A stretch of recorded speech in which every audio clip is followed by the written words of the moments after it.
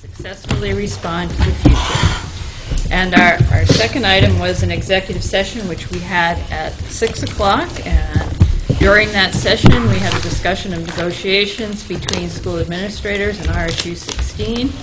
And that we will vote on later in the agenda. So we're down to public participation. And I can see that we have some people here. And one of the things we do at the beginning of that is to review our public participation policy. So I will take a few minutes to do that. And what that policy says, the public is cordially invited to attend and participate in board meetings as provided in the RSU 16 public participation policy. The chair will be responsible for recognizing all speakers who must identify themselves as they begin to speak. No complaints or allegations will be allowed concerning any person employed by RSU 16. All speakers are to address the chair. Members of the board and superintendent may ask questions. In order to make efficient use of meeting time, the board discourages duplication or repetition of comments to the board. The board requests that groups or organizations be represented by designated spokesmen. The intent of the policy is to allow a fair and adequate opportunity for the public to be heard while ensuring that the time allowed does not interfere with the fulfillment of the agenda. And I know that some of you are here to speak and to provide feedback on our budget, and which is an agenda item later this evening. So we certainly welcome you to speak, and we may even have some questions for you. And then later in the meeting, the school board will discuss the comments that were made at the informational meetings and during this public participation, and then we'll take some action on our budget. So if you would like to speak, it would be helpful if you could maybe move up by Steve to speak and speak into the microphone, because these sessions are recorded. So would somebody like to speak?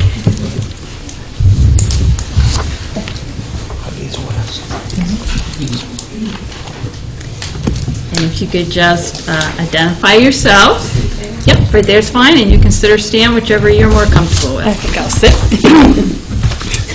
My name is Diane Sullivan, and I am from the Minot, or I have students in the Minot Consolidated School, and I'm here basically just to support the vote that is, or at least the discussion on the vote that is going to happen. Our school was had a high participation rate in the public meeting, because we're all concerned about our rural schools getting class sizes that are matching the city schools, and we want to make sure that you guys know it's a priority for all of the parents in the elementary school level to still keep the classes small so that we still have that competitive advantage as opposed to some of the other things that we spend money on and don't spend money. So I'm just here to listen and support that vote. Thank you. Thank you. Thank you. Sure. Would anyone else like to speak? Sorry.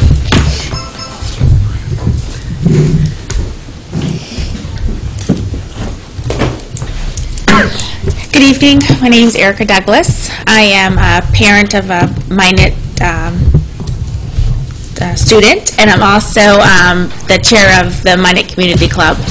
And we, as parents as well as community club members, would like you all to know that we would really appreciate you adding the 3 teachers to the budget. That wasn't in the original budget, but it's something that we had spoken about at the Minot open forum that you had last week or the week before. And as Diane said, we want all schools to be able to have a good student-teacher ratio, and we'd really like you to consider adding those 3 teachers to the budget and let us try to get the budget passed in our towns, in all 3 towns. Let us do the legwork, but we would really appreciate support in getting those teachers there, and let us try and get the budget passed. Thanks. Thank you. Anybody else like to speak? Okay. We'll move on to recognitions and acknowledgments. And the first one is congratulations to Jamie Carafa, who is a middle school teacher at Bruce M. Whittier, and she was chosen as the 2015 James Madison Fellow and is Maine's representative for that program. And she'll be receiving a generous scholarship towards her master's in American History and Government from Ashland University, and be participating in a 4-week Constitutional Summer Institute at Georgetown. So congratulations to Jamie. And congratulations to the Minot Consolidated Schools staff, students, and community for being selected by the Maine Department of Education as a high-performance reward school. And a high-performance reward school has met all annual targets and is also performing within the highest 15% of Title I schools with the greatest levels of progress over 3 years. That's good. Congratulations. And also we wanted to share an email that was sent to the high school staff, and it was from Jackie Johnkus, who was a graduate in 2013, who was a theater major at a liberal arts college, and she said in her freshman year she was well prepared for the writing seminars, and she was one of only a few students in her class that could write both an analytical and a persuasive thesis. And in the area of math, she said her skills were stronger than many of her peers, that she was successful in her coursework, was able to tutor others in math, and will be teaching a teaching assistant next year in calculus. So we'd like to thank Jackie for sharing her success, and we appreciate that. And also thank you to the Poland Regional High School staff. And congratulations to RSU 16 for being approved to receive grant monies for health and wellness activities through Healthy Androscoggin. Minot Consolidated School received $1,100. Bruce and Whittier, $900. PCS, $850. The high school, $800, for a total of $3,650. So congratulations to our schools. And there are no agenda adjustments. This evening we have no presentation. So we're down to act on the minutes of 4/13/15. Moved by Steve, seconded by Tina. Any discussion? All those in favor? Anybody opposed? Abstentions? Is that an abstention, Scott? No, I just noticed that I was marked as being here last time and I wasn't here. Okay. I was going to abstain, but then I noticed that I was actually here.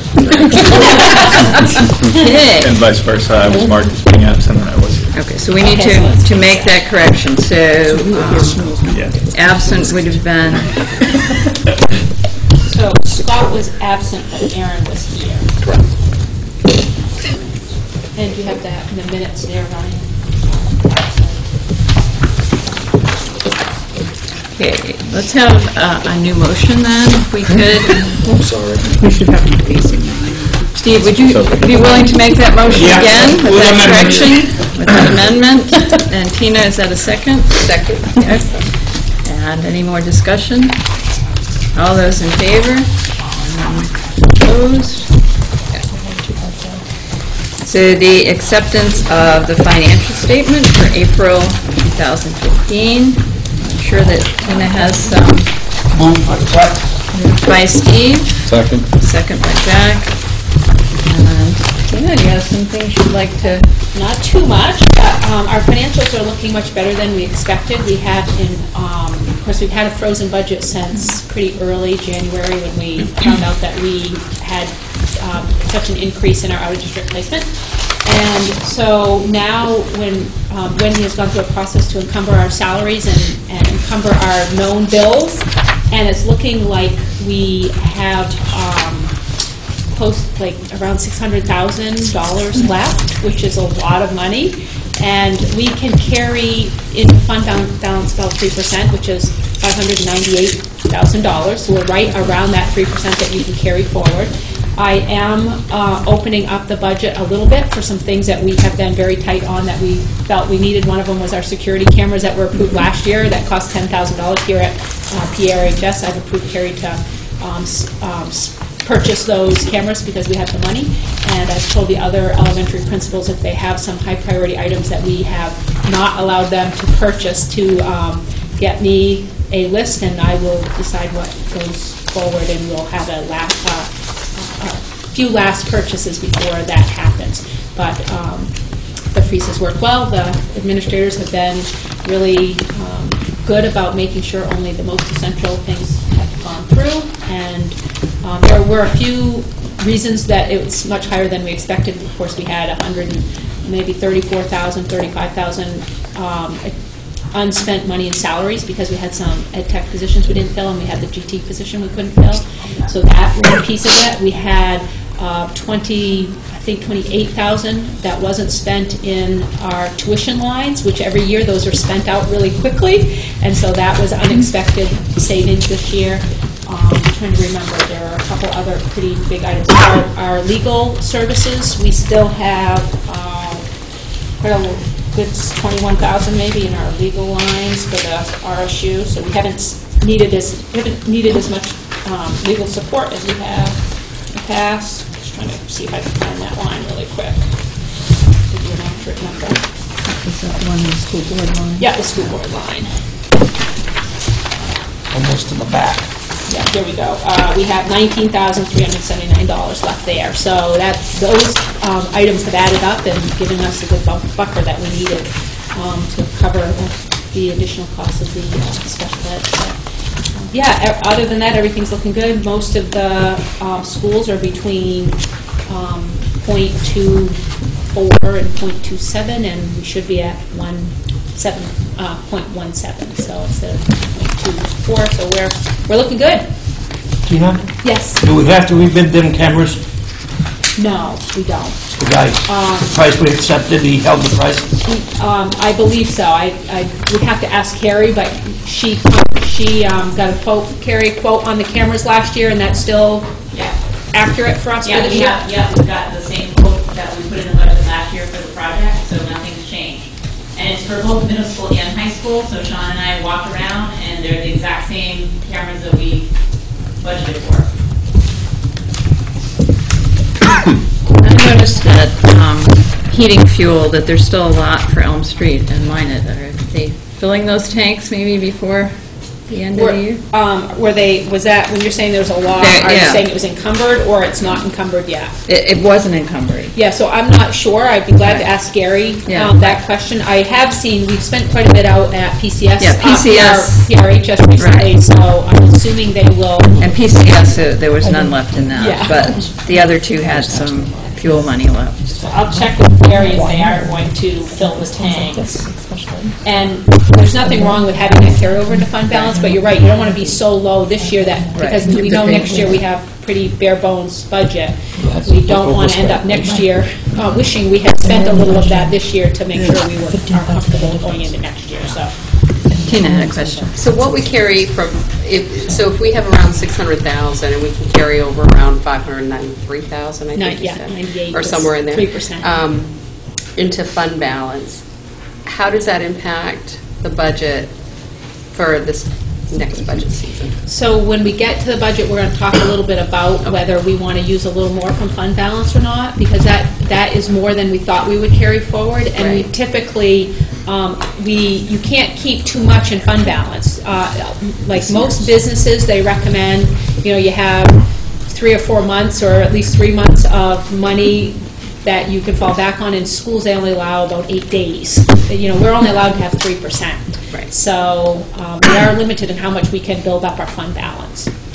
Tina, we can't use, I believe, none of that 600,000 this year. That has to go through the audit and go to next year's budget. Right. I want So we people to already- understand that. Right, that's what I wondered. But we already could have- use what we already have in fund balance and anticipate. That's different what she, building no offense, it's different what she said. Right. So typically, when you roll it forward, what that means is, if we have 609,000 in there right now, you wouldn't want to spend much more than 300,000 of that. But if you have 1,200 in there, you could spend more of the current 600 and be comfortable for next year. So that's true. true. We have about 609 in there next year, Steve. Right, currently. This year, okay, but we can, I want people to understand, we cannot take that 600,000 Right. left from this year Right. and spend it till 17, 18, or whatever. Not until it's Yeah. gone through Right. the audit. Not the Audit and all that. Okay, does anybody have any more questions for Tina? All right, we have a motion and a second. All those in favor? Is there anyone opposed? That was unanimous.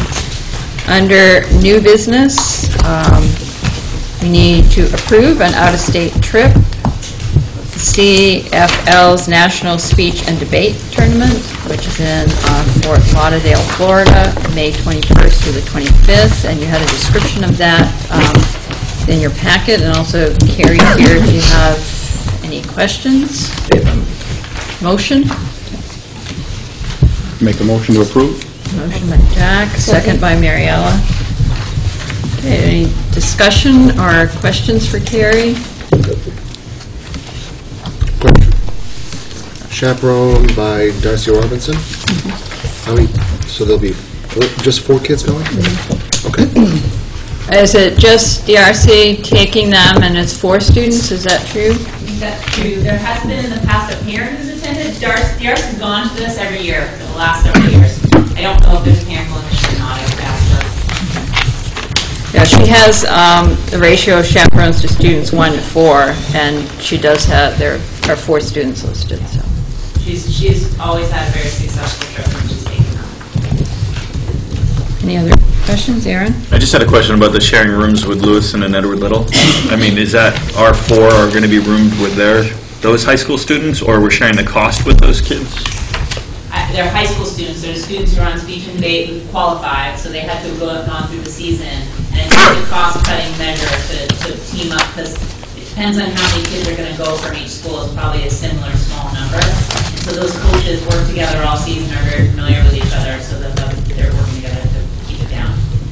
I don't know which are girls and boys from that 4, so I'm assuming they're working together to do a rooming with boys from Tina?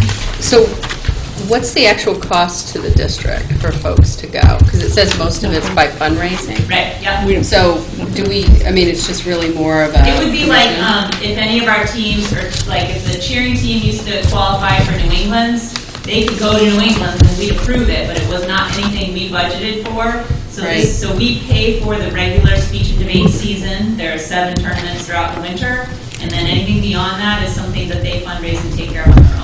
So even for the coach, her travel expense and all that stuff? It's part of the fundraising. Okay. I think we pay the entry fee, that may be it, and I think we've done that for athletic events similar to. Okay. Thank you. Yeah. Jack? I think it's just been because they're going out of state. So they always have to Yeah. get permission from us to go out of state just for the approval of the process rather than any cost. Right. Yeah. Yeah, you guys see this every spring. They just go to a different city. Any other questions? We have a motion and a second. All in favor? Anyone opposed? Unanimous? The next one is to appoint Stephanie Stewart to a 3-year probationary contract. If you remember, we did the other ones last time, and this one was mistakenly left off the list that we approved at last meeting. We have a motion. Second. A motion from Steve, seconded from Mariella. Any questions? Discussion? All those in favor? Anyone opposed? Unanimous? And to accept the following teacher retirement, and there's a letter in your packet. Miss Surplus Technology. Oh, I did. Zoomed right over that. Let's go back to it. To approve the surplus technology equipment, and Tina, you can explain what that is. We have a pile of technology equipment that is no longer usable. It's considered e-waste, and Linda wants to dispose of it, and I know that there'll be some happy people at Elm Street if it's disposed of, because there's a pretty large space being used up with just this old equipment that we need to get rid of. And Linda thinks she may have a buyer, and she needs approval of the board. By policy, the board has to approve, says the RSU Board is to be informed of any property declared surplus by the superintendent prior to its disposal, and then there's procedures for disposal of all surplus property to be in accordance with the following. This is considered property to be worthless, or for any reason is considered to be inappropriate for sale, shall be disposed of in the manner the superintendent deems appropriate, after so informing the RSU School Board, with the recycling as a priority where feasible. So this would go to a person who she thinks will buy it and recycle it. Do you have a motion? So moved. Second? Second by Scott. Yeah, sure. Oh, you have a question? I'll second and question. All right. Now, do we have any discussion or questions, Scott? These computers that are being recycled? I have a list of things. I don't know if you got the list, or if Didn't. just I have it. Nope. So there's a lot of old laptops, some Dells, some Toshibas. Looks like a page and a half of laptops. Yeah, and then there's quite a few pages of desktops. There's some printers. There's some monitors. A switch, whatever that is, a hard drive extension. There's a projector for laptops. There's 2 TVs, some keyboards. Okay. My concern is data that may be left on these hard drives. And do we have any assurances from Linda or from any company that has scrubbed these hard drives that data will not be lost? I'm sure Linda will take care of that. I'm assuming most of these are student computers that wouldn't have sensitive information on them, and if they're like administrators or secretaries, I'm sure they wipe them clean, because we do this all. We do this all the time, where you're getting rid of old, the stuff we sell to the kids, and we just did all of that. They have a process to make sure that those are wiped clean and restored to their original. I would just hate to have these hard drives fall into the wrong hands. Yeah, I don't, Linda will, I'll make sure I talk to Linda about it, but I know she knows what to do to make sure that they're all cleared out and that we don't have any concern about that. Karen? Where do the funds go from this set? Well, I think anything that's sent goes back into the general fund. Yes, income to the school's general fund. Okay, thank you. Do you have an anticipated amount? She didn't say. No. She just said, I think I have a buyer, but I need approval to work on this. Okay, any more questions? We have a motion and a second. All those in favor? Anyone opposed? That was unanimous.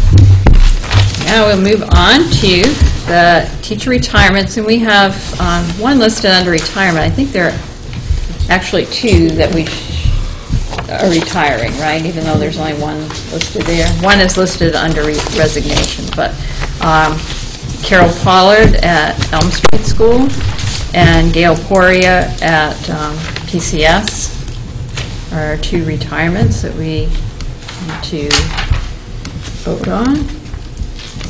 I'll make a motion to accept her the retirements and wish them well. So we have a motion. Do we have a second? Second with regret. A second with regret.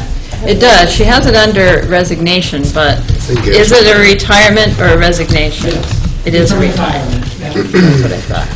And I actually worked with Carol Pollard, and she was she's a 3rd grade teacher at Elm Street School, and she made many positive contributions to Elm Street, and she will be missed. And I know that Gail has done the same and had a long-term commitment to PCS students. So, Annette? Maybe I'm missing something. What about the one that's on the back of Rick Tibbetts? Maybe I got, I'm the sole owner of this. No, I saw that. Okay. I just saw that he was retiring. So those are Side note, the she 2 just said- resignations. Well, it's, This is Dennis Coyne. Right. The board doesn't usually approve ed tax Support only. staff. Yes, Right. support staff, yeah. okay, so it was just information. Just because photocopied on the back of this, just for our own, it doesn't say what he's, I think position like that. procedure-wise, it's the teacher contract ones that we have to vote on. No, I understand that, I just didn't mention anything in here, and it was kindly just, stuck on the back of this, so. Thanks for bringing it up, Annette. So we have those 2 teacher retirements, and we have a motion and a second to accept them with regret. All those in favor? Opposed? And back to what you were saying, and that is, we do recognize our retirees at the next board meeting. We'll have a little reception beforehand. So it doesn't matter whether you're a teacher or an administrator or a bus driver, we'll recognize all of them at the I was just curious, You just don't 'cause- need to vote on Right, it. no, it just didn't say what his position, it just said he was retiring, and then there was nothing on here either, so for somebody who doesn't know every single employee. And then we have some teacher resignations to accept. Abby Gracelick, teacher at PRHS. Matthew Drinkard, a teacher at PRHS. Amy Walaskowski at Elm Street School. And Suzanne Morano at PCS. So moved. So moved by Steve. Second by Tina. So we have a motion and a second. Any discussion? What grades are Amy and Susan? Suzanne's 4. And I think Amy's fourth as well. Yeah. At Elm Street. Fourth? I just wondered, these folks are getting done at the end of the year, and if you had some anticipating, how many you think you're going to need to be hiring by, Well, if there's others that you know we've of. had, these are the only ones so far that have, and we had some on our last. Yeah, that's what I thought. As So I well. was trying to get it. We have, I know, and we only know until they actually resign. Sometimes people ask for letters of resignation, so the principals might have a heads up that they're looking, but again, you never really know until they actually get a position or they resign. But hopefully not 21 again.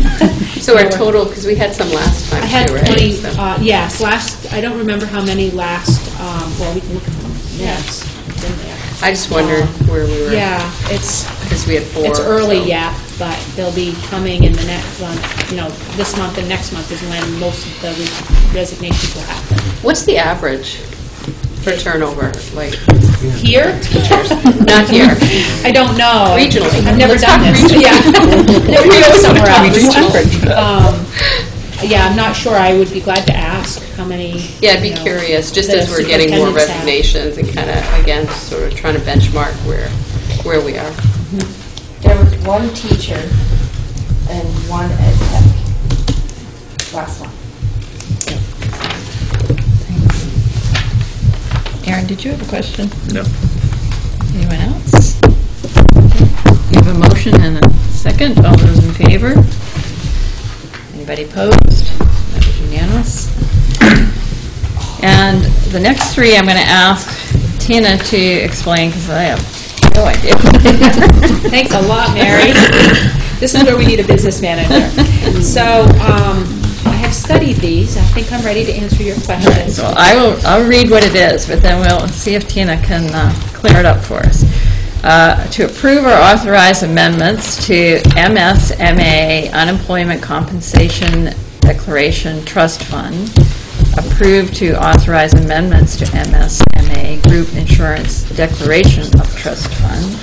And approve to authorize amendments to MSMA Group Insurance Trust Fund Administration Agreement. Okay, so I don't have a lot of answers for you on this, but there are just a few basic things that they've made revisions to their documents. One of them has to do with membership, so this is basically says limiting the membership to entities whose income is excluded from tax under Section 115 of the code in order to help ensure the trust is not subject to tax. So they're just making sure that that's clear in their agreement with us. They're changing the definition of the fiscal year. I do understand this one. They are changing the definition of the fiscal year to allow the trust to operate a calendar year for tax reporting and a program year for administrative purposes. And so a program year, of course, is July 1 to June 30th, which all schools function under, but for tax purposes, they have to have that the January 1 to December. And this has to do with Maine School Management's insurance program. Exactly. Right? Yeah. And then the last one is they're amending their document for the trustees to delegate more power to MSMA officials as they're doing their work.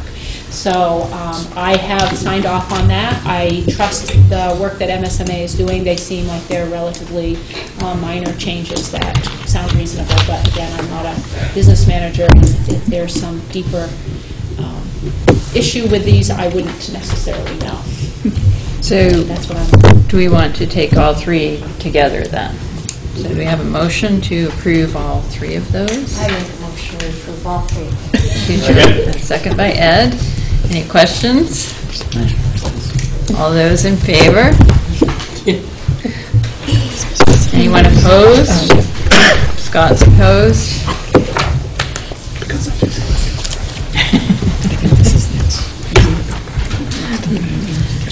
I understand the gist, but Yeah. there could be some, more legal implications. I know I saw from another school department, they were asking the same question, and that's the answer they got, is it's just allowing one person to make the decisions without always having to go to the Board of Trustees. And so it'd be similar to you giving me authority to make some decisions when you're not available. So, and other than that, it was pretty straightforward information. Now, do we need to sign, is that something Yes, we all need to yes. sign? This needs your signature. Yeah, that's I put my Okay. signature where it needs to be. Okay. So they're not in this pile? Okay.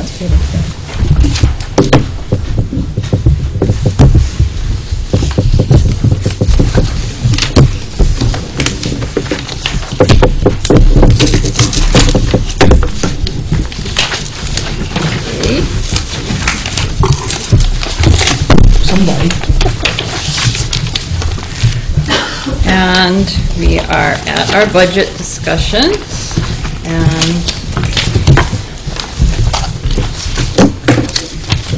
I'll go over a few things before we start. Make a motion before we have discussion? Well, just let me go through this. Okay, we usually do, but... Yeah, I just want to go over just sort of what we've done so far, process. At our last board meeting, the vote that we had on the budget proposal was only in terms of the budget that would be presented at the informational meetings, which was presented at those meetings. And this evening, we need to approve the budget for presentation at the district budget meeting, which will be held here at the high school on May 21st, and then if approved, we'll go to referendum on June 9th. The informational meetings, first, I want to thank everybody on the board for attending those. Every board member was present at one of those. Some were there for two, and some were there for all three. So thank you, and thank you to Tina for her stamina and her detailed presentation.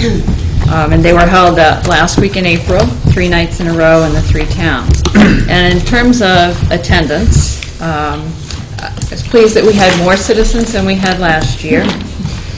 There were smaller groups in Mechanic Falls and Poland than there were in Minot. That was a larger group. And I was encouraged to see that there were some citizens at the Poland meeting that were actually lived in Mechanic Falls, and some people in Mechanic Falls meeting that lived in Poland. So hopefully that means that, our citizens are beginning to look at our towns as one district and not 3 separate towns. I wanted to go over kind of what we heard at those meetings, and we'll also ask any of you, and I'm done, to add things that you heard. In 2 of the towns, citizens spoke in favor of adding a world language teacher. There were several questions about the business manager.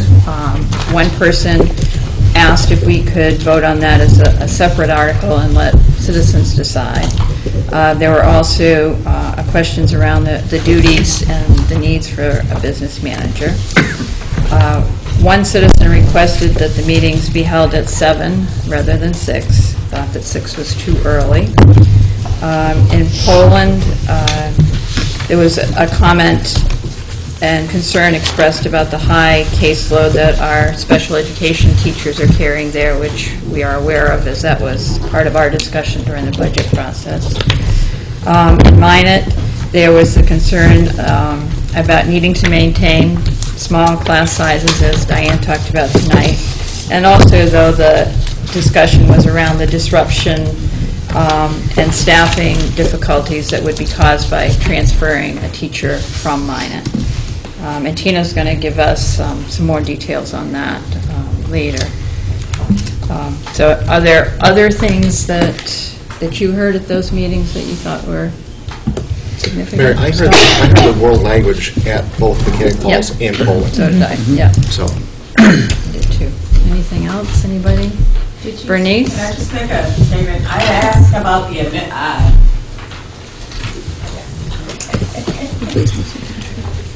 And for anybody that doesn't know, this is Bernice Frazier, and she was a member of our budget committee and absentee ballot.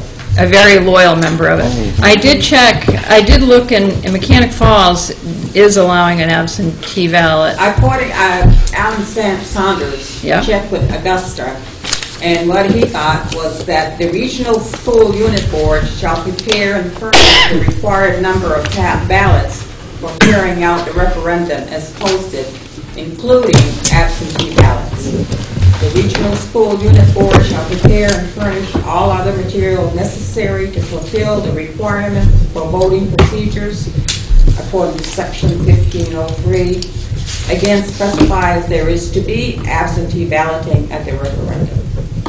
I'd like to have this. Yeah, that'd be Thank great. you. I did notice that Mechanic Falls had said that they would be available there on May 25th. I did check the Poland and Minot There was websites. some question as to who was responsible Yeah. for it. Thank you. So we will follow up on that. Thank you, Bernice. Did you mention from Minot that they wanted a cap on class size? Concern about class size. And Tina's going to talk a little bit more about that in a few minutes. So I think at this point, before we make a motion and move forward on it, if Tina has any updates to provide us that were new from last time in terms of revenue or tax impact changes or recommendations that you have, that you'd like us to talk about first? I realized I didn't bring the tax impact for the 3 added teachers, which is what we're getting to, so I texted Wendy to text me back with that number. She's at the office right now. And we have a little bit of a tricky situation here because we didn't know what the budget, usually you kind of have pretty confident what the budget's going to be and she'll create the warrants ahead of time. So instead she's in her office waiting for the call, what the decision is, and then she has to create the warrants and bring them over and you have to sign them, or we would have to have another board meeting in the next 3 days to get them signed in enough time to get them to the town. So she's waiting on... No pressure, right? Yeah, so No we pressure. do have that out. My memory is that, and you saw them, I think it was like $66 if we added the 3 teachers, but I'd rather just talk about the positions, and then when she sends me the exact, so I'm not making a guess. Because as we talk about the meeting in Minot, the suggestion, as somebody brought up, that, as Erica brought up tonight, was that that 3 teachers be hired, 1 for Minot, 1 for Elm Street, and 1 for PCS to deal with the issue of class size. Yeah. So what I think might be helpful for me just to start with the basic feedback that we received. Right now, we have a proposal in front of you that includes the priority items of the business manager, the math curriculum, the field hockey coach, and the school counselor in our added items. Next on the list from what the budget committee and the administrative team had was that foreign language would be our next priority item. When we went to the town forums, we did hear in 2 of the 3 towns that their next priority was the foreign language, and that there was some concern that we do not have any foreign language at the middle school level. So from the budget committee work and the board work and the administrative team, that was kind of next on the list for our initial priority. And one of the things that I talked to Mary about is because our fund balance is healthier than we thought it would be, we could consider adding that foreign language teacher in and putting $50,000 more from fund balance so that the tax impact stays the same. And we get that position in, and it starts working us towards the requirements for the proficiency-based diplomas for foreign language. So that's one option that we have. When we were at Minot, there was a strong request for us to have no more than 20 students in a classroom. And when I shared with them that we currently have about 13 classes in the district that are over 20. Not all of the grades average over 20, so there might be one class in Elm Street that has 18 and one that has 21. And so that's counted in the 13. To get the average for the grade to below 20 in all classes in the district, you'd have to have 3 teachers. So that'd be approximately $150,000 on top of what we currently have. The concern with that is that we had a pretty strong feedback from our budget committee and also from our town leaders that they didn't feel like our communities could afford more than $50 on a $100,000 house increase. And the process that we went through to really prioritize our items and to think about what we felt would make the biggest impact on students, the class size wasn't on the priority list at all. And most of the conversations I know that Mary shared, but also with the administrative team, is that so to add 1 teacher to a class of 21, 22, we have 3 classes of 21, 22 in the 6th grade at PCS, would get their numbers to 18 and 19. There's not going to be, according to the research, a big increase in student achievement by getting 1 more teacher there. It will get the number down from 22, but it's not a lot down. And they felt like the foreign language teacher was a bigger priority than that. The other issue that we have with 6th grade in PCS is we don't have space. So we would have space if we decided to add 1 teacher at PCS, which is where we are right now. We do have space at Minot to add, to keep the 4th grade position, and we would have space at Elm Street to get their, they have a 3rd grade class, 2nd grade class right now, would be 3rd grade next year, that has 21 kids in it, so 2 of them, so they would get a 3rd, they would need a 3rd teacher, and they would have space if they needed another classroom. But again, it wasn't when we went through this process, that wasn't deemed to be the biggest priorities that we had in the district. And so if we don't add the teachers, what we end up having is 1 class at Minot that has 22 students right now. We have 3 6th grades at PCS and 2 3rd grades at Elm Street. So it'd be one class, 2 classes, and 3 classes for our 3 schools. Our class sizes are the lowest in the region. I saw in the newspaper today that they are adding 6 or 7 teachers at Lewiston to get their kindergarten sizes down to 1 to 20. And their teaching sizes, their class sizes for above kindergarten are 25, 27. We don't want to be like that. It's too much. But right now we do have pretty good class sizes. So as a teacher, I know that it's always great to have under 20. I think our numbers are reasonable. We have, we'll have, I think around 16 to 1 at Minot next year, and 18 to 1 at Elm Street, and I think it's 18.8 to 1. And that's an average. PCS, an average. So I know at Minot, the other thing that was discussed was the disruption and the staffing difficulties that would cause next year and the year after. Yeah. Years after. Can you explain what that would look like? So if you went to 1 class at 4th grade, one of those teachers needs to go somewhere else, and that person would be reassigned to another position that's open. We're adding a teacher at PCS. Next year would be a 5th grade that would be needed, so a 5th grade teacher would likely drop down to 4, because then you need your 2 again. So a teacher would probably have to make 1 shift 1 year. The next year would be a 6th grade that only needs 1 if the numbers stay the same, and again, you'd need 2 in the 5th grade, so a 6th grade teacher would move down. So there would be a shift each of the next 3 years. A teacher would have to move down. I would say that hasn't stopped us from adding teachers, so we have an additional 1st grade class at 4 1st grades at Poland, and we added a 4th grade last year, and that class, the teacher has to shift every year to go with those 2 classes because they're bubble classes. And so if there's 4 4th grades at PCS this year, next year there's going to be 4 5th grades, and the teaching staff has to shift. So we do that. It's not unusual. Is it hard for teachers to shift? Sometimes. We're usually pretty comfortable within a grade or two, you know, a 4th, 5th, and 6th grade teachers, they're going to be comfortable with all of that. But is it easier to stay in the same grade level? Yes. I would say some of our teachers request changes because they feel like they're better fit for another one, you know, another grade level. But to be forced into moving is not comfortable if you love your grade level. So there is always that worry that you're going to have staff shifting around a little bit. They are certified to teach that, and we're not asking them to move big grade spans. Now, I know you've said this before, but I can't remember.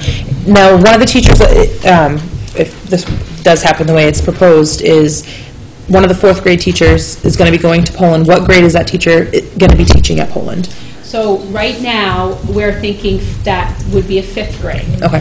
And one of the questions that has been raised to me is, can that teacher have request to go to another open position? Say you have retirement or something like that at Elm Street School, and they didn't want to be in the 5th grade position at PCS. They would have, under the contract, we have involuntary transfers and voluntary transfers. There's a process they need to go through. So if they were transferred to PCS for 5th grade, and there was a position open at Elm Street, they could request voluntary transfer. That's subject to the approval of the administrative team. So we don't just blindly accept transfers, because we have to make sure they're a good fit for the position, they're a good fit for the staff, and that there is not, you know, sometimes up 2 or 3 staff want the same position, so you have to go through a process. But there is an avenue for that for our staff, and I frequently get requests for transfers. I think one of the biggest concerns is we thought our 4th grade teacher was going to 1st grade. And that would be a very dramatic change. So that's not our intent at all. And that's why it's been really difficult for the staff, because they've asked multiple times, like, who's going to be transferred and where? And the decision has to be, first of all, you guys have to decide that this budget is going forward as is, and I'm not talking to the teachers about it until the board has made a decision. But we have put careful thought into the who and the where, because we want to make really what we feel is an appropriate placement for the teacher and a good fit for the children that teacher is replacing. So there are lots and lots of discussions that have taken place to try to figure out how you can make a disruption that's a change that's the least disruption, so you don't have 6 teachers having to move because of one teacher, and you know, all kinds of other things. Well, I'm very familiar with this because this happened to Caleb back at Elm Street years ago. His class was extremely tiny, but I still think it was 24, something like that, and the class in front of him was extremely large. So they did this at Elm Street many years because the teacher had to bump up to the large class, and our kids were the smaller class and did it with the one, and it was over 20. So my question is, are there any part of Caleb's there was a bunch of special ed kids in the classroom that were pulled out through parts of the day? So a lot of the time during the day there wasn't that big number of 24 or whatever in the classroom. So are there any kids in that 20 that could be pulled out to make that number smaller during parts of the day? So this is a really small group of children, so I'm going to be pretty cautious of what I say, because I don't want to break FERPA laws or identify students. But I've reviewed the achievement data of the students and the needs of the class. The majority of the class is above standards. There are a small handful of resource room students who do have IEPs and additional support. I believe there are 4 of them out of that number. So those 4 have support. Everybody else is high, average, or above average. Again, it's a class that's high achieving. Yes. I know at the public meetings, and you referenced a little bit here, I mean, is there any empirical data or research, anything out there that says spending this $150,000 is going to cause these students to learn a lot more? So the research shows that in K-2, small class size matters, and it impacts learning. The research does not show that above third grade, smaller class size makes the difference. What they find when they're researching is it's the quality of the teacher that makes the difference. And so a great teacher has 1.5 years of growth in 1 year out of the students, and a struggling teacher gets 0.5. So if you are going to reduce class size, the first place you do it in the lower grades, which is why we've added the first and the second grade at the K and the 1 at PCS, because they would have 22 to 23 kids in a kindergarten classroom in their first grade classrooms, which you would want. For and again, Ryan has two classes of 21 in second grade this year. There is research to show that smaller class sizes helps. It doesn't say how small it has to be. And states like California that have 30 kids in a classroom, or Texas who are known for really high classes, they're some of the lowest achieving. I have some numbers. They're some of the lowest achieving in the country, and Maine is known for having small class size, and we are one of the higher achieving states in the country. So there's certainly evidence for small class size and the lower grades, and I would say that we have small class size even with 20 students comparatively. As a teacher, it was wonderful to have 16 or 18 kids in a classroom, and that's typically what I had. So I know that you feel like you are giving some more personal attention, but research doesn't show that is making a huge difference above third grade. Another concern that I heard expressed was, what if during the summer 3 or 4 kids move in, and then we're looking at 25 or 26? And I do have some pretty strong feelings about that. When I was a teacher, 25 or 26 is, that's a lot. I think we would have to have some kind of a plan of what to do if that happens, because I think that's when you get over 25, I think that's difficult for kids. Yes. So what I shared with the parents that I spoke with is the state guidelines are not mandates, but the state guidelines are 1 to 18 for kindergarten, and maybe kindergarten and first grade. I'm forgetting all of a sudden. And then 1 to 25 for grades second and above. And so I would say that is as high as I would want to go as well. I'd like us to be within that guidelines. It could happen in 2 weeks. We could have 3 kids move in. You just never know. And we could have 2 move out. And so what I shared is that if the numbers get so that we have over 25, then we would add a teacher and we would do it on the spot. So you have some retirements. We're going to have typically have some buffer money in our salary lines for an emergency situation like that. And the challenge will come if that happens October 18th and school year has started, and I would say if we get into that situation, we'd want to add an ed tech.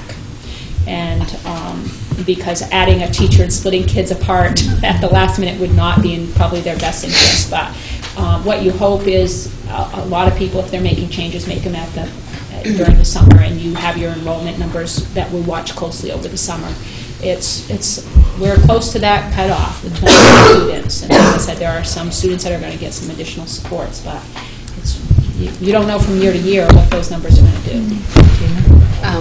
Really tough decisions to be made today, I think, with this discussion, and talking about the data and what you've shared, I think is helpful. And the other piece that I think is we have to look at the history, and Minot has historically been smaller class sizes. However, they also have historically excelled beyond the other 2 schools that we have.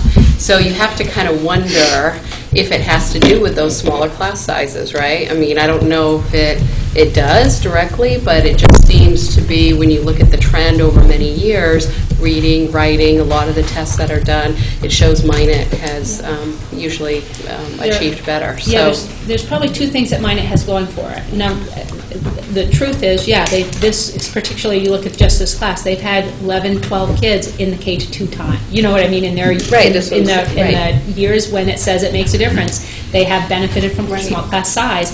And the other thing that they benefit from is that they have had higher socioeconomic status, and that is an indicator of success in school. So they are our most affluent community, and it's, you know, there's a lot of research out there that it costs more to educate a child that's comes from a low-income household. That's why we get additional funding from the state for our free and reduced lunch rates. The Minus numbers have gone up in the last few years, so that they're at around 40% now. They were 29% just 3 years ago when I came.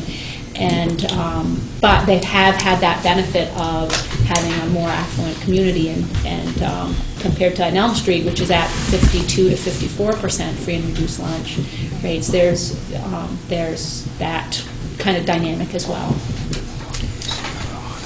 What is the largest class, or a couple of the largest class sizes that we have in our 4 to 6 range amongst the 3 schools? So we have 21, and it's either 21, 22, and 22, or 21, 21, and 22 at PCS in 6th grade. We have 21 and 21 in 2nd grade, so that's at Elm Street, but that will be in 3rd grade next year. And then that's it for classes over, grades over 20. There may be, like I said, there's 13 classes, so there may be a 5th grade class that has 21 and another that has 18. So their average is not over 20. But 21 to 22 is the most right now.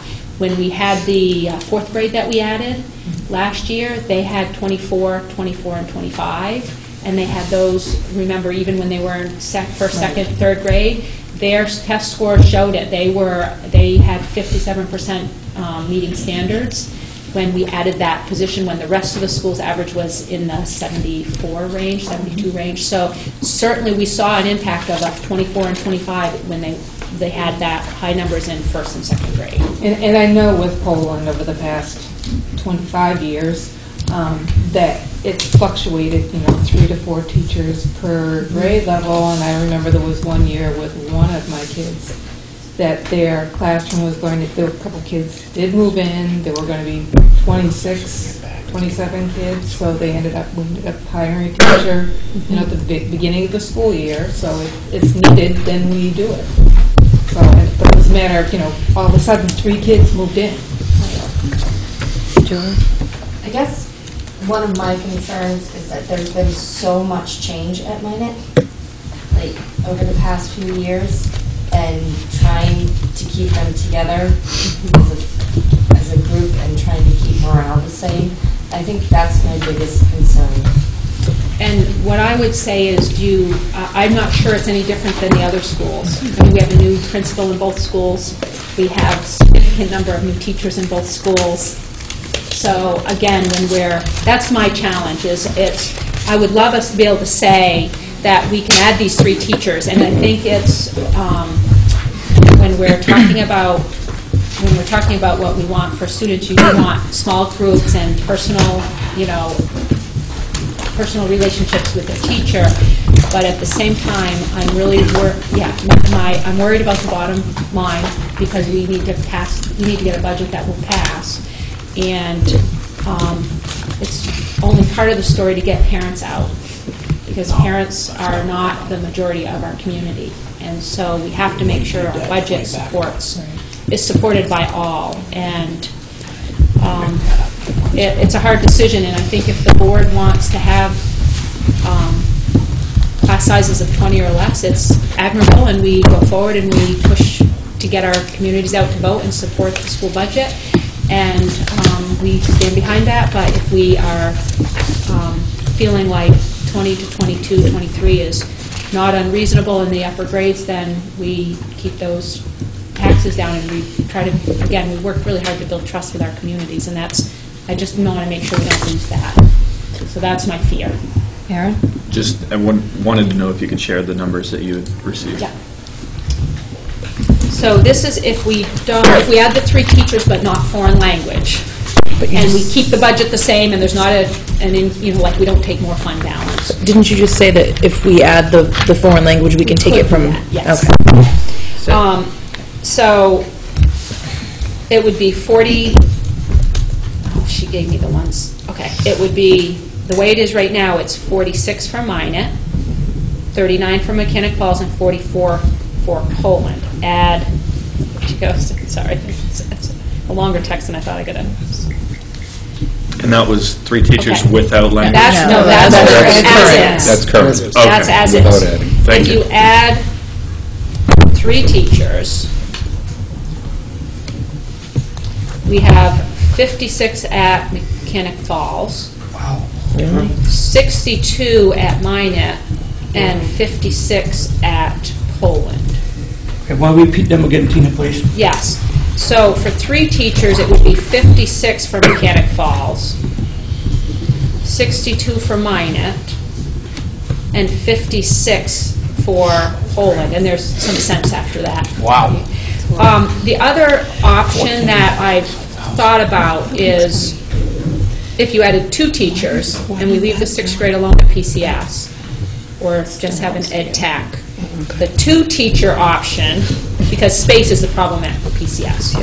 The 2 teacher option is Mechanic Falls $50, Minot $57, and Poland $52. And that's just, that's how much per teacher were you? $50,000. Okay. So what we figure is that gives us the option to hire a teacher with some experience and that cover some benefits. Could be more, could be less. Right. That's, we always estimate about $50,000. And that's with without the benefits. foreign language? That's if we either didn't have the foreign language or we used fund balance to help cover the costs of that. And again, you could use fund balance to help cover the cost of the teacher and not have a foreign language. That's your decision here tonight, is and to decide what. I feel pretty strong that we need to, whatever we decide to do, that we need to listen to what our budget committee said to us and what our town said to us, and that was that more than 50 was more than what our towns could support. So depending on how we decide to do that, I mean, that is my feeling on it, is we need to find a way, if we're going to do other than the budget that we had before us, a way to do that and keep it 50 or under. And I was going to say, my concern is also those other items that did not make the list, such as, additional social worker at the high school. I think there was Special something ed, else, special ed at PCS. At PCS. So the fact that, we would all love to have smaller class sizes, but it's such a balancing act that I think that it really becomes difficult. Jen? We also have to be cognizant of the fact that right now we're just focusing on the school budget. This doesn't include what our towns have done. And I know in Mechanic Falls, they are looking to, I think, increase the taxes by another $50 per 100,000 just at the town level. So this would be in addition to that. This is just for school. Right, this is just the school. I don't know what happened in Poland and Minot at your town meetings, but it isn't just this number. Steve? Percentages. Yeah. I'm not so good they used to be. He's got a $150,000 Hummer that paid $92 more with the one they proposed. How do I want to say this? Is that going to be a 5% increase on property tax? I wish we had a business manager. Well, I'm not sure. I'm not sure, Steve. I don't know how that works. yeah, I mean, we're talking at least a 5% increase in taxes for the school budget, and maybe more.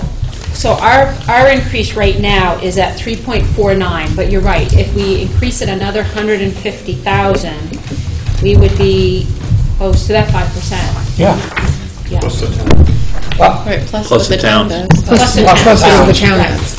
Okay. Scott? Yes.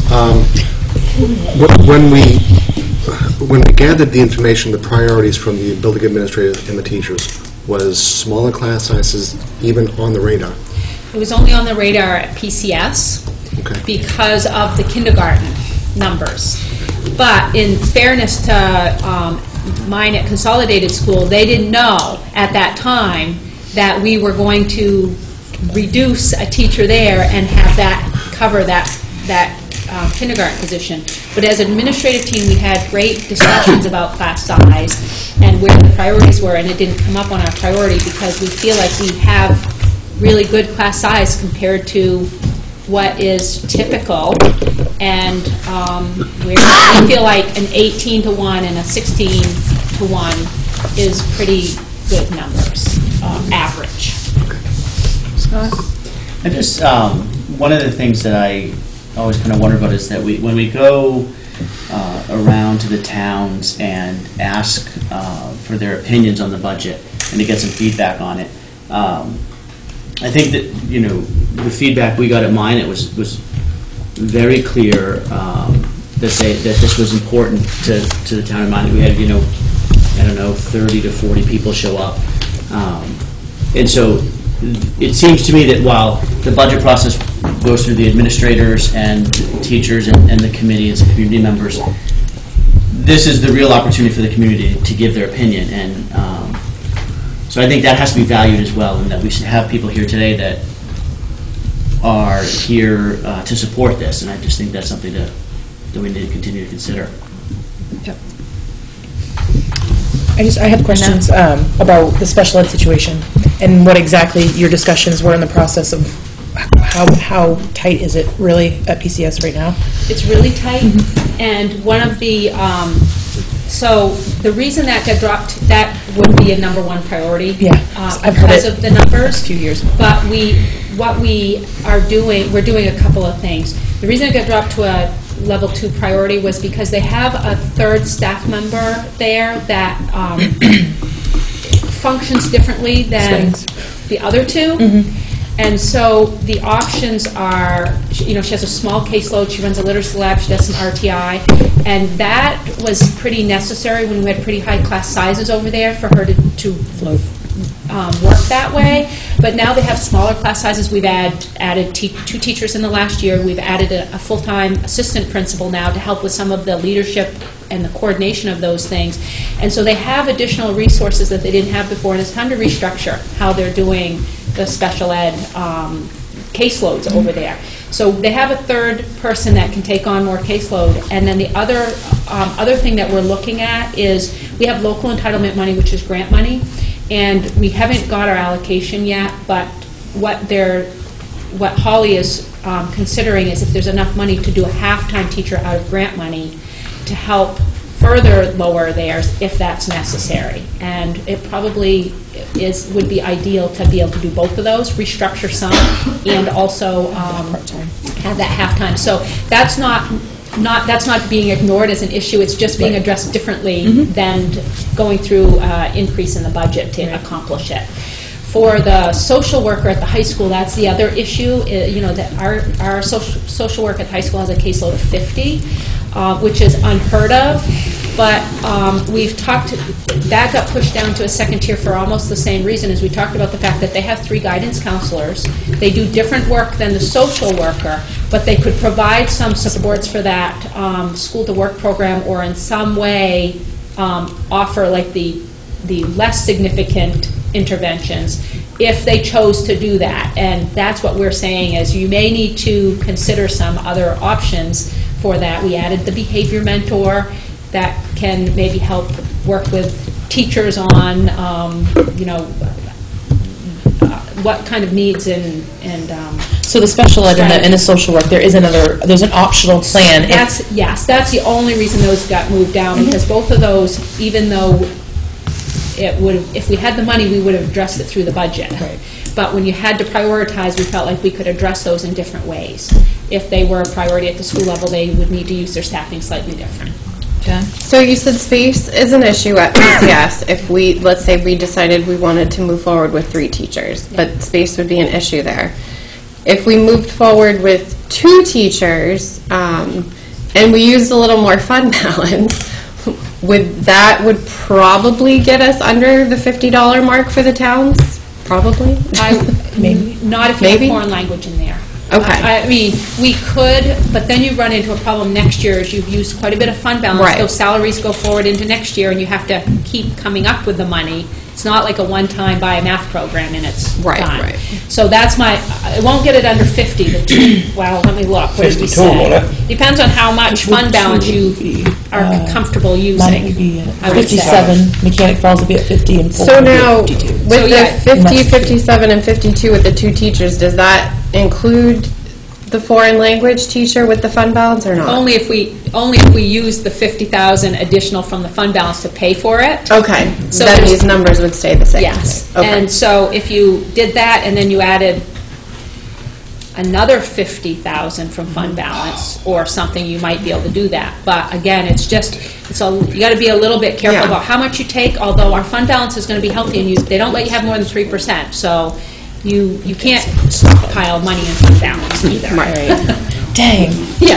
I had a young man tell me tonight, that a lot of teachers in the state of Maine would die for 22 students. Yes, they would. I won't mention any names. They would. And again, we Put that in the paper.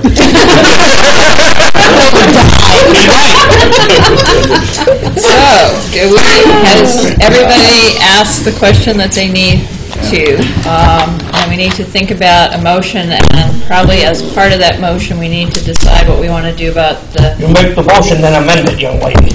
Well, you might want to think about what you want to do about the foreign language and the fund, increasing the fund balance to cover that. So, did you have something you wanted to... I would accept the motion as presented. Okay, the budget. There was no motion. There is no motion. There is no motion. Oh, you mean, She stopped you. the budget as presented is what you're saying. Right.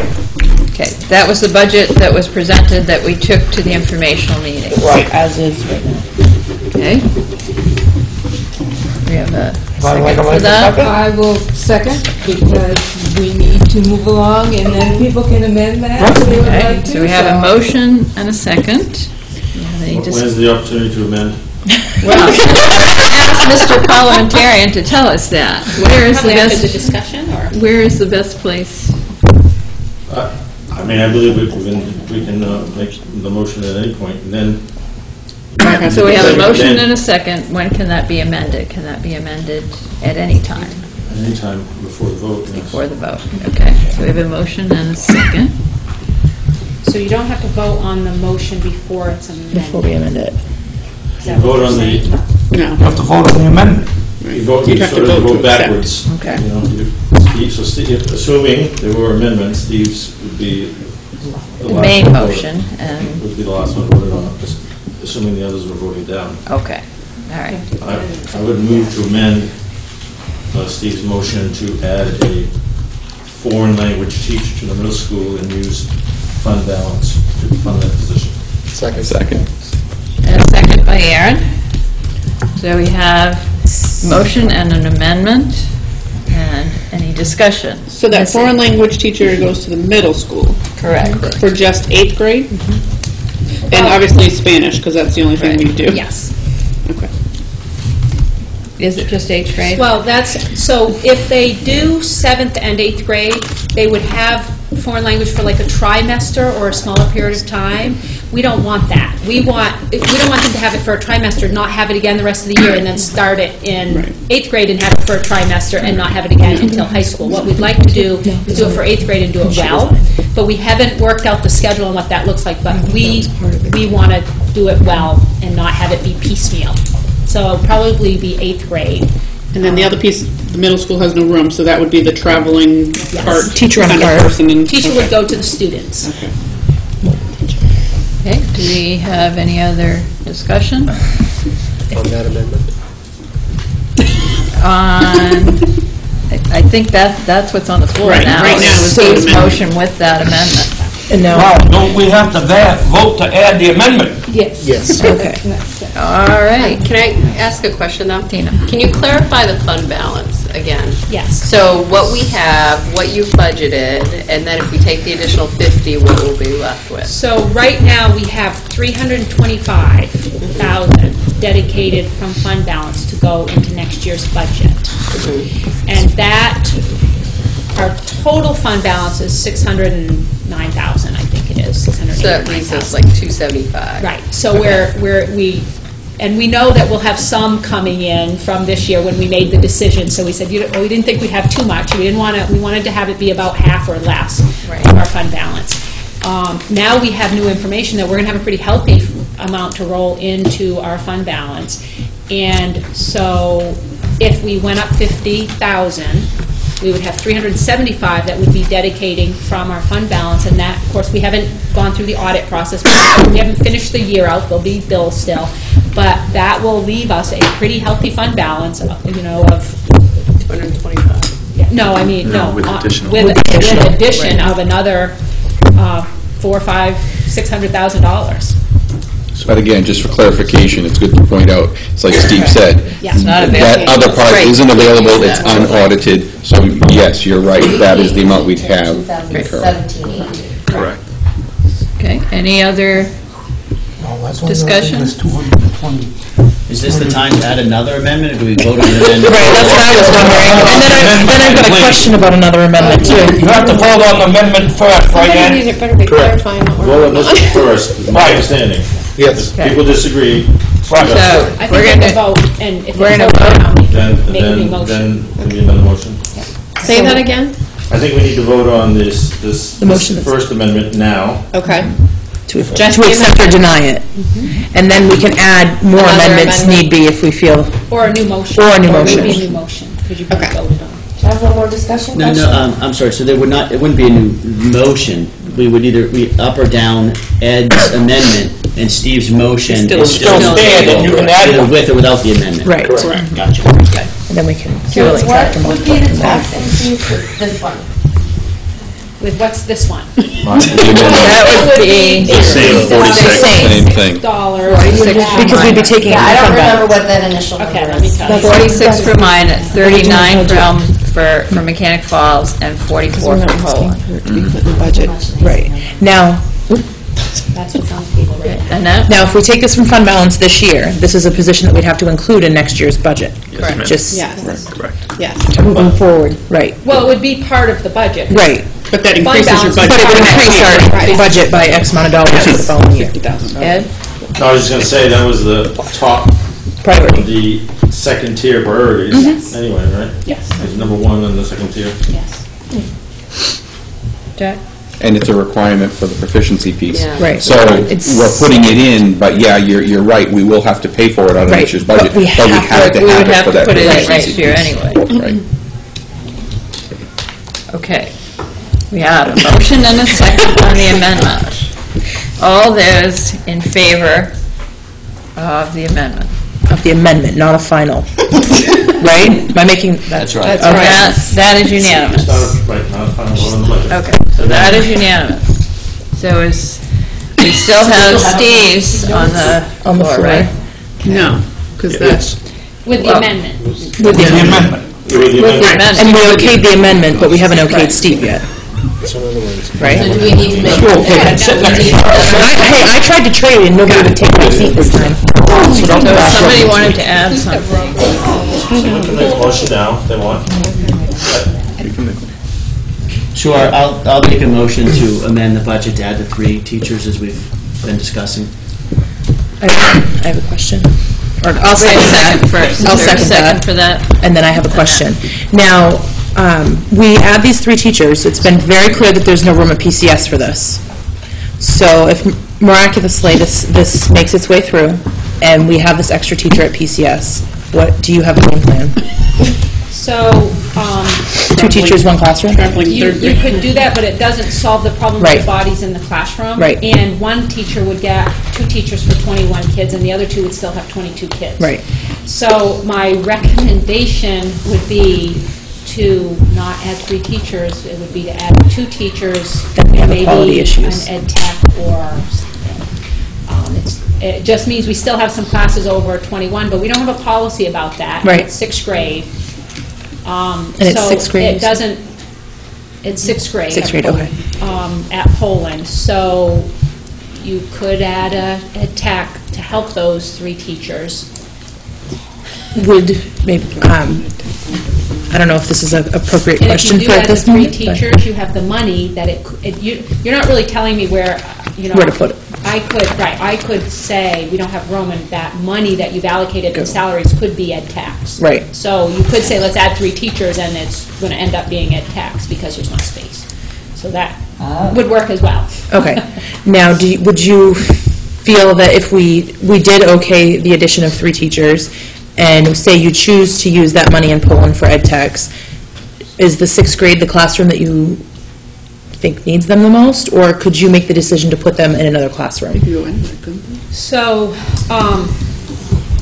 what you would be doing I'm is not you're questioning you, I'm approving just the trying to budget. clarify. Right. Right, you're approving the budget. So yes, you would be saying we'd like 150,000 more in salary lines. Right. And we would put them where the priority is, but the priority is clearly first the 2nd grade at Elm Street, because Yep. that's the younger grade, then Minot, and then the 6th grade would be the last on the priority list because it's the oldest of the students. Okay.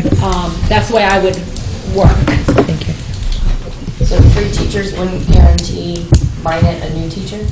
Another teacher, or keep a Yes, teacher? it would. It would. Well, if you make a policy that you have to have 20 or under, then it would do that. If you're asking me if you increase the budget by 150 so we can have classes under 20, it would be those 2, and I might have to add ed techs at Poland. Based on the 6th grade. numbers the way they are right now. Yes, right. Now, if the numbers drop to 19 at Minot, then the priority could change next year, so You'd again. still end up with 1 teacher? Yes. Okay. Because we have to look at where the staffing goes, so you're actually approving the budget, but the staffing decisions are the administration. No. I want to make sure that's clear. Yes. Steve? Yeah? Yes. Couldn't we just combine the class and add an ed tech and save a lot of money? Yes, you could at Minot, you could do that because there's 1 class, but if we're talking about equity across the district, it would cost a lot more to add ed techs because you have 3 ed techs you need at PCS, you need 2 at Elm Street, and then you'd need the Minot one. So we'd be talking, if you're going ed techs and we're saying we're going for equity, we have 6 classes that have those I mean, we numbers. have to go for equity, period, because that was the point of coming together as an RSU. Mhm. So we need to do, whether it's 3 teachers or 15 ed techs, we need to make sure that we're providing equity across the board. Yeah. It must be in our master plan. huh? Okay. Don't shush me.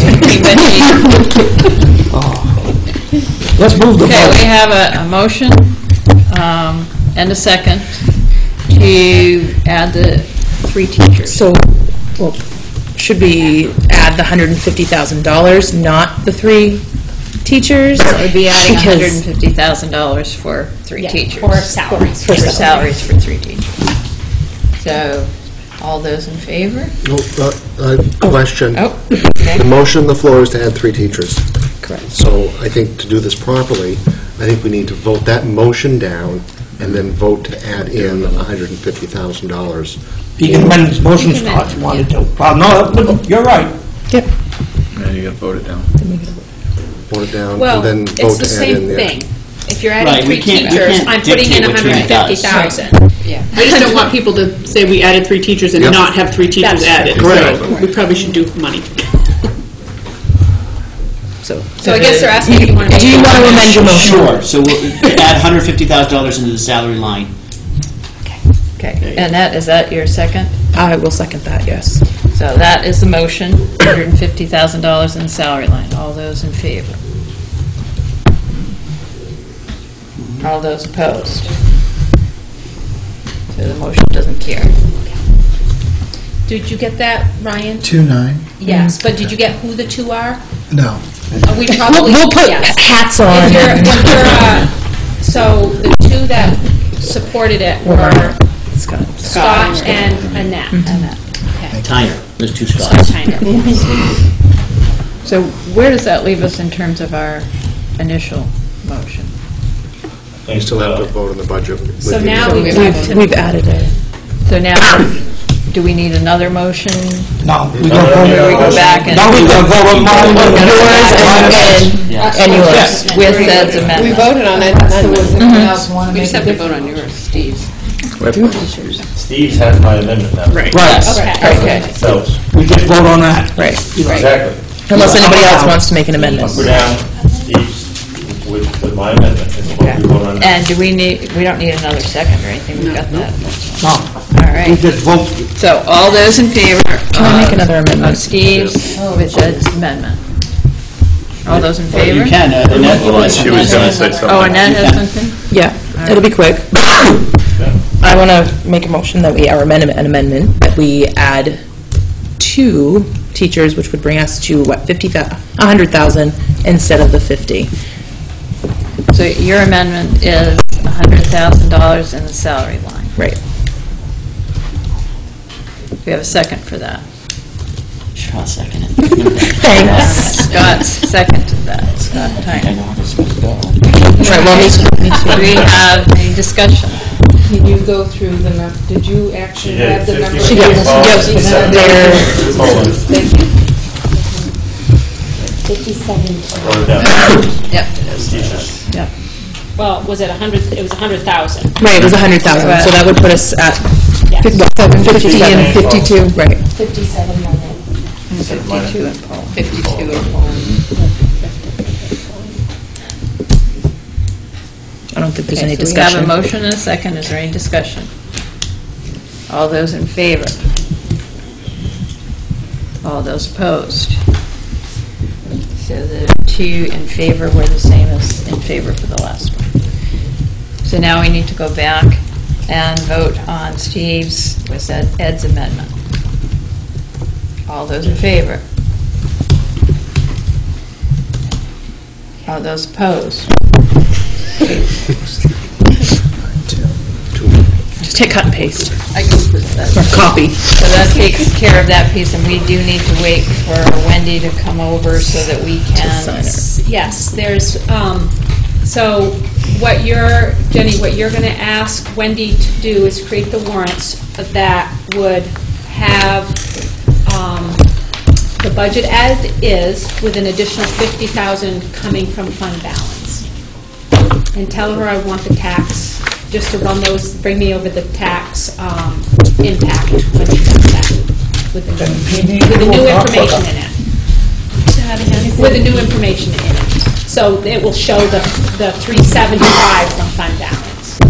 And could you also ask Wendy to bring over the new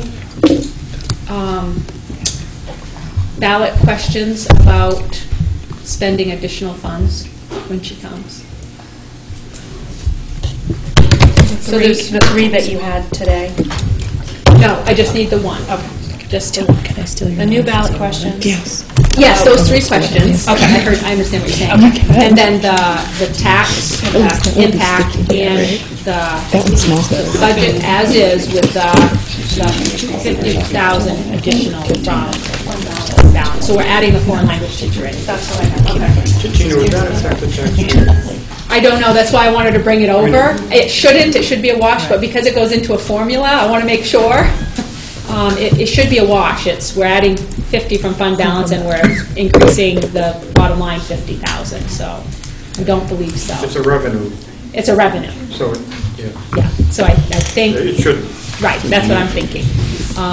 So there's one more question that I'm going to have you be pondering while we move on, because we'll have to vote on this as well. So MSMA sent out some language in anticipation of there being additional money from general purpose aid for education. And it doesn't look like that's going to happen anytime soon, or at least not before our vote on the 21st. And so they sent over 3 different ways of wording this if you want it on your ballot. It can be, you put nothing there like we did last time. If it comes in, we can't spend it unless we go back to vote, which is very simple and clear, and it worked last time well. So I'm leaning towards that would be my recommendation to us. because we have a budget and we have our priority items in there and we have our, kind of our information from our communities of what we're getting, that would be available for next year. The other option is to say, if we get more general purpose aid, we want those 2 teachers, and we want to spend it, we want to spend 100,000 or up to 100,000 of that, is the way it could be worded. You could also have it be that if we get more general purpose aid, we're going to put it in to decrease the tax impact. And that could be on the ballot. One of those could be on the ballot, and, or I'm assuming you would need to put one of those on. And the voters could choose to do one of those things if we get more money.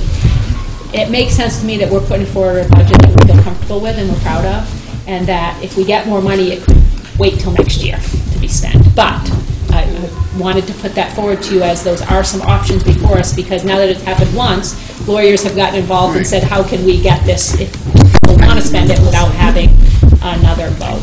Now, do you want to have that discussion now, or do you want to wait for the specific wording?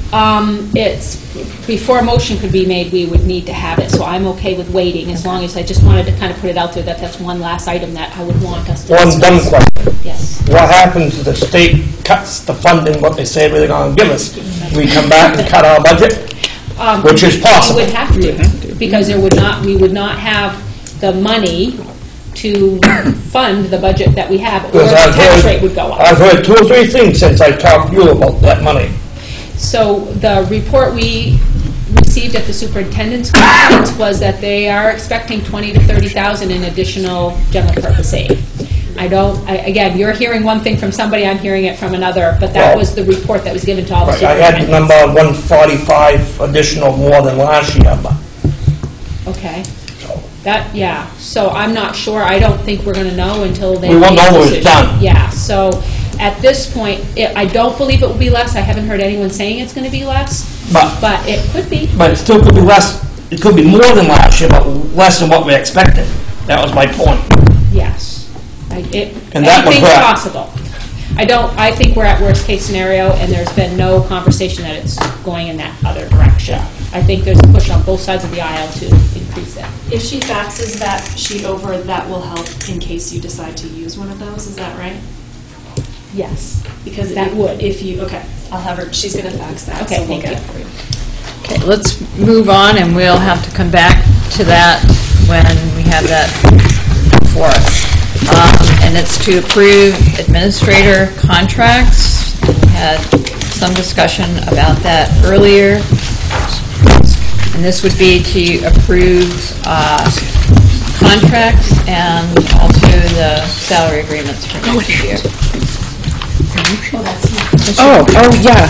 Sorry, I'm too busy chewing my gum and reading my notes. I got it here somewhere. Write that down. I make a motion that we accept the administrative salary and the contract extensions with the revision of Jenny Rose with from 2% to 3%. Is that? Adult ed. Yes. Did I say Did I say the right? I didn't say like Holly Rose or something. You said the right name. Okay. Yes. And Julie seconded that. Any discussion? All those in favor? Okay, motion carries. I have no policies. Administrative A-team reports, which are in our packet. There are I had a couple of questions and a couple of dates I wanted to make sure everybody had. Was one,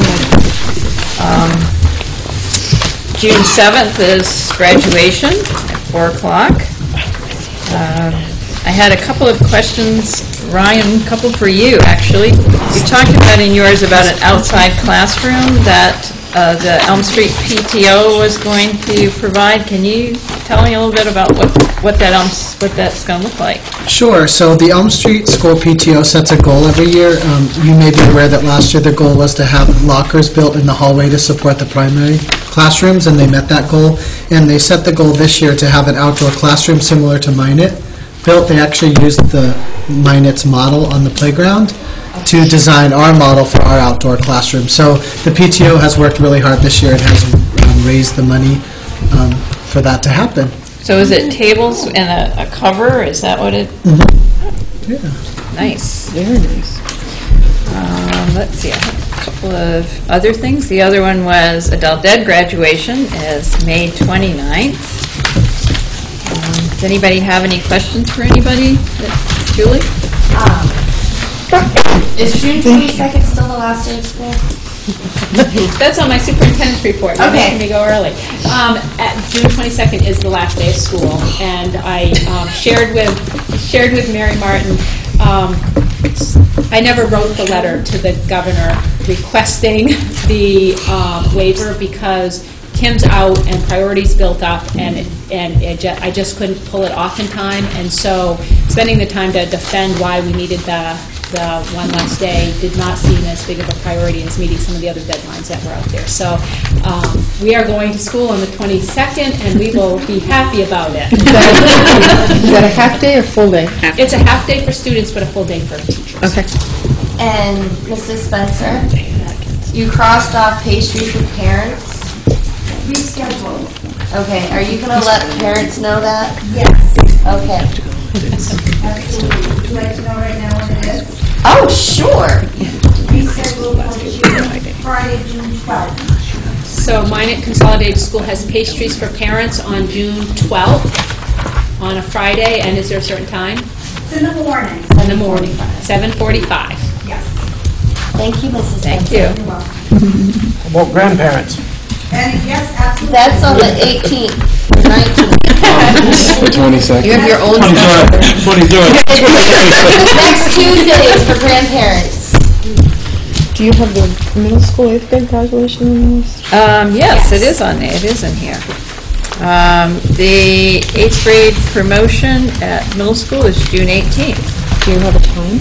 It doesn't have a time. I believe, I'm not going to say, just in case Sean's not here, the staff won some Sea Dogs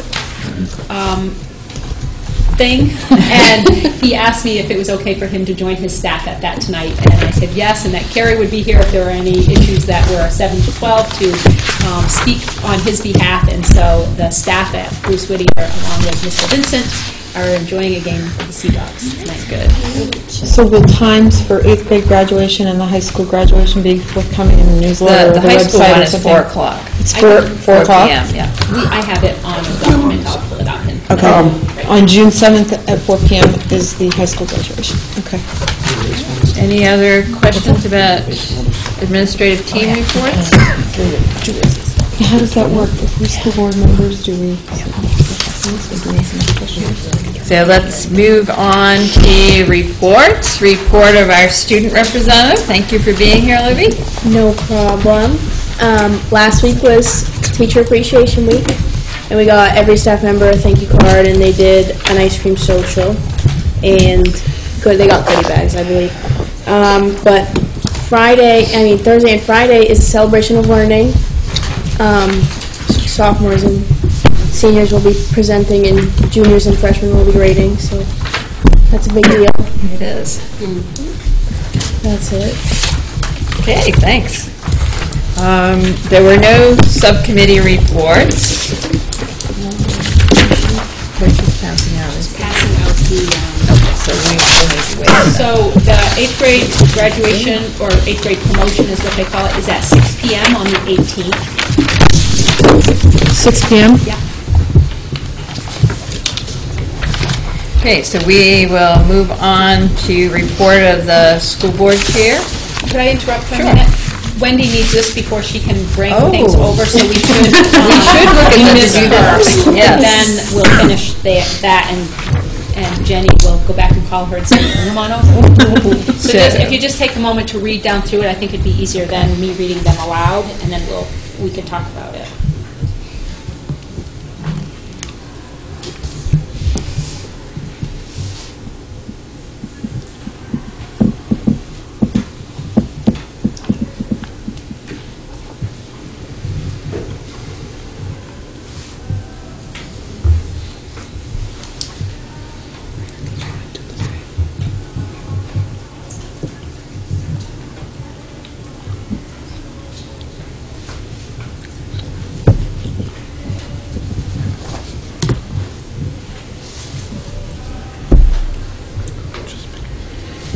you're having a hard time understanding the language of the article, if you read the little summary above it, so the first one is if you undesignated fund balance, if you want to use your undesignated fund balance, but use some of the additional state subsidy to reduce the local assessments, we would recommend the first one. If the board wants to use the entire additional state subsidy to reduce taxes, so you're saying put every bit we get in and reduce taxes, you would vote for the second one. And if you want, in the event the school board wishes to increase the school budget by the amount of the additional state subsidy, we would recommend the following. So if you want to use every dollar extra to get extra stuff, then it would be the last one. So the first one allows some for tax reduction and some for school. Yes, so it says use some of the additional state subsidy to reduce the local assessment, right. So you would be saying up to a certain amount, it looks like.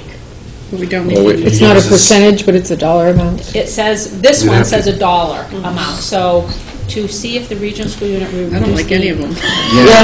So we don't have to have any of these. We can just leave it as is, and it will, if we get it, it will sit there until next year, and then it will be in our fund balance. That's what we did last time. Well, let's do that this time. Yeah, so none Yeah, of these are because very good. I don't, when I look at the first one, I don't take it to understand that you can use some For one. for one and also for the other. That's the one I would like. I would like to see us have the discretion and also reduce the tax rate, but I don't see that in there. Yeah, this says, well, actually, you're right, this says we'll reduce the amount raised and assessed. Reduce the amount raised, that doesn't make sense. Right, you wouldn't have to Yeah. raise it. Right. Yes. Right. Okay, It means that you don't have to spend as much as town funds. right. Second one says the same thing, raised and So this one is if you're using all of it. So this is actually saying if you want to use some of it, you can say, we want to reduce taxes by, you know, $50,000, the tax impact by $50,000. The second one is if you want to reduce taxes by all of it, and the third one is if you want to use all of it, it sounds like. But none of them allow a combination. Doesn't look like it. I was thinking of one of them allowed a combination. Should we make a motion, or? So you're saying the first one, some will go to tax reduction and the rest will go to fund balance? That's what it says, yes, Okay, all right. yes, But you have to But you specify. you have to You can designate specify. a dollar amount. right. Would you have any idea what that amount? My recommendation would be, because of the, we have no idea how much is even might come in, so it's difficult to make a recommendation if you don't know if you might get $100,000 extra, or if you might get $400,000 extra. I don't anticipate $400,000 extra.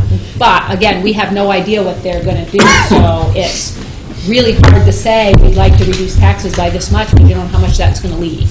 So if we do have to do it, if we don't choose any of these, Tina, we'll do the same as last year, put it in fund balance. I'll make a motion. Tina's, I'm making a motion that we do not have this on the ballot, so that any money that we do get in addition, we will have in our budget for next year. Second that. In our Fund balance? and second budget. So, everybody understand Tina's? All those in favor? Oh, any discussion first? Any discussion? Yeah, Yes, we did it. Are you okay with what she's? Any That's what I was discussion? gonna say, but she wouldn't let me. Tina already, I've been already trying to make recommended. All those in favor? Anyone opposed? Next. Now we need to do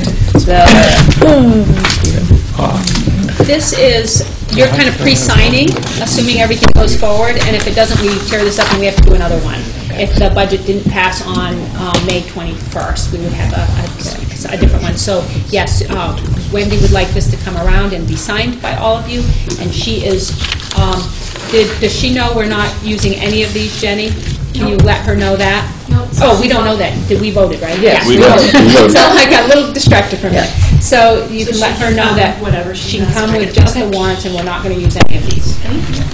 Okay, so we just need to sign this. Do we need to do any, I mean, our vote of the budget was the approval. Yes, so was the approval. We and just then need to this is- sign it. Yes.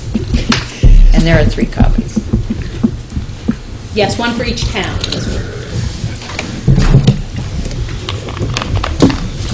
And Wendy sent over the tax assessment, and it is exactly as we had it with 39, 46, and 44, which makes sense to me logically, but I wanted to see it on paper. So we are down on our agenda to report of the school board chair. And first, I want to talk a little bit about superintendent's evaluation and thank Jack and Julie who have gotten our surveys out, and they are coming back, and we still have 4 people on our board who haven't returned those. If you could do that by Wednesday, correct? Yeah, that sounds right. By Wednesday. So it's in the first class? Who's going to do what?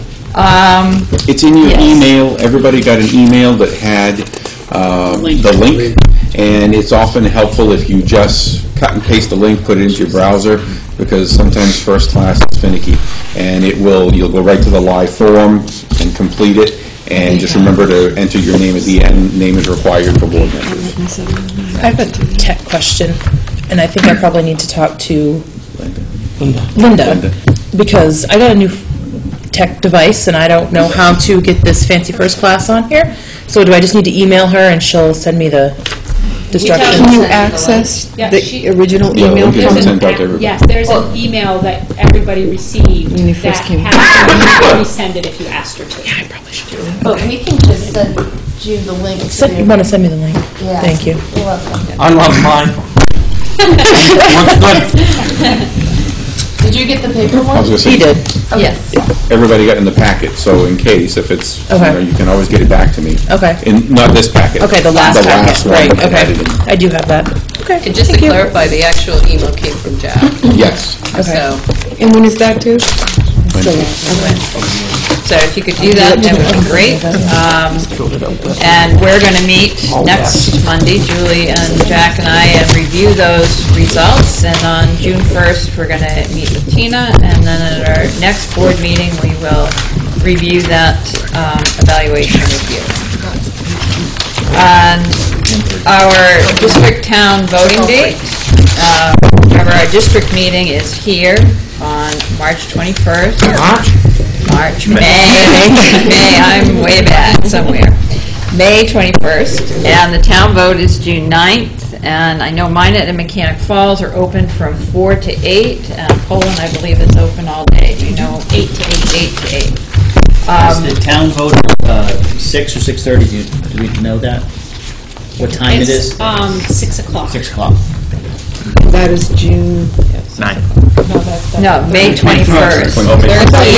Thursday is here at 6, and then the vote is the 9th. Okay, that's what I thought you were talking about. Explain what that vote is. Which one? May 21st. That is this presentation of the budget, what we approved tonight. It will be the presentation of that. Each of the separate warrant articles will be voted on. And if that budget is approved that evening, then it will go to referendum on June 9th, where that one is just a yes, I approve, or no, I don't approve. So there's still one more chance for people to come and really put their effort into yay or naying. So what happens, Julie, is I do a similar presentation that I did at the communities, except I think it might be a tiny bit shorter. Yeah.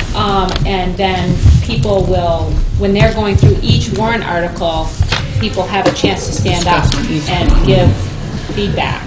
But I don't believe it can be increased. Can be increased. It can be decreased. Right. Do you know how many articles? 13, I maybe? think so. I think there's 13, or there might only be, there's 12 or 13. I know some years we have to have the article on whether we're going to continue with the referendum vote or not, but that's not this year. We did that last year, I think. So the absentee ballots, I know, are available in Mechanic Falls on May 25th. We still have an open seat here in Poland. I spoke to town manager, to Bradley Plant, and he said they would love to appoint somebody to that, but they do have it right on the front of their website that there is an opening. They said they've advertised it within the community. So I would just reach out to anybody that you know that lives in Poland that might like to be on the school board and have them contact the town office. Has anyone reached out to the other two folks that were looking to fill the temporary seat last fall? Yeah. Okay, they're not. We did. And so what they would do if they have somebody right off that steps up, that they would appoint them so that they would be able to come to the things before July 1st, and then they would reappoint them as of July 1st. So again, if you know anybody in Poland that would be interested in filling that seat, please have them call. Would they have an election and no one run, or? Yeah, nobody filled out papers, and they didn't have the write-ins that they needed to get somebody. 3 positions. Well, it is a thankful job, isn't it? And another thing, Tina mentioned it earlier, but at our next board meeting, we will have a reception for the retired teachers, so that will be at 6 o'clock before our next board meeting for those staff people that are retiring. And last year we had, crackers, cheese, chip salsa, and fruit, I think, and vegetables. We'll do the same kind of thing. Lobster? And maybe a little lobster for Steve. Don't count on it, though. This is before the next regular meeting, not anything to do with the budget. That's before our next board meeting. So that would be June 8th. So the report of the superintendent. So one of our most pressing needs that is not on my list for you is that we don't have a moderator for the next meeting, for the budget meeting. So we've asked Colleen Quinn, who's done it for us, she's not available that night. We've asked Jack Conway and John Crouch, and none of them can do that meeting. So if you have any ideas for us. John Geismar lives in Minot. Yeah, he might do it. He does the Minot. Does he do the Minot? Yeah. How do I spell his last name? Geismar. He's a lawyer in the school Roman Hanson in Detroit. Anybody else have any ideas? That would be great. If you think of anybody, let me know. I don't believe we need a lawyer, but it's helpful to have somebody that understands legal procedures for sure. And I know Ed has done it before, but we were concerned about conflict of interest where it's his budget and he's got to, be, it's not his budget. Well, you can't trust everybody's budget.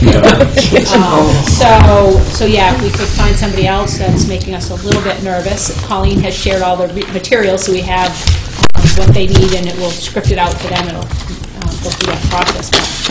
And if you do think of anybody, let me know. The other items I had on here, just want to give you an update on MEA testing. Our schools are in the midst of finishing up our signing. We do have MEA testing that is being finished up. It will all be finished up by the end of May. And at least I believe so, end of May? Yes, end of May. And we've had a small number of students opt out, but it's been minimal. There hasn't been a lot of controversy for us here, so that's been great. And we appreciate the support of our parents to have our students tested, because it is required by the state. And we feel good about getting some information about our students. So that process is going without any major problems. And we have received a report back from FEMA. We are going to get some additional, get some money from them for our day that we had to clean up of snow for the state of emergency in the amount of around $7,000. So that's $7,000 we didn't know that we were going to get. So that's good news for us, and it will help cover landfill expense. And Gary has been great. He went to the meetings and filled out the reports for us. And John Holly helped us a little bit as well. It was good to have help with that part of the process.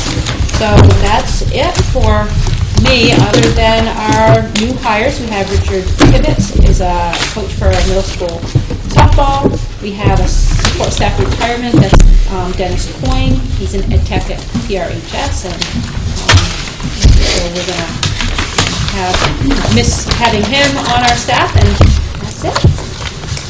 Okay, we have no communications, so we have a motion. We can't. So you can't adjourn yet, because Wendy doesn't have the warrant articles here yet. Oh, all right, so we have to sign those also. Those have to be okay, I thought signed. that thing had to. Well, we have to be, we don't have to be in a meeting to sign them, I guess. We just need to be So you here. just need to be here, so don't leave. Okay, so we can adjourn, but we cannot leave. Mary Ellen has something. Mary Ellen? I just wanted to thank the parents who came and say thank you for advocating for your children. And it's the tough thing about being in this position is that we're advocating for all the children, and we've had to make a lot of tough choices this year, things that we really wanted to include in the budget and that we couldn't. And so I just want to say, keep advocating for your children. Thank you. And I just want to thank Jenny Rose for giving us personal invites to graduation. And if you've never attended the adult ed graduation, it is inspiring. It is. And Jenny does an amazing job every year. I'm always so impressed. So if you've never been, you certainly should attend. And of course, our middle school and high school are also very inspiring and great experiences as well. And every time I go, I see a group of you there, so I know a lot of you have been to these before, but good events for you to attend. Okay, we can have a motion for Move to adjournment, adjourn. but we need to stay. So it's seconded by Julie, all those in favor? Aye, aye. I'm just going to You too. Well, too bad.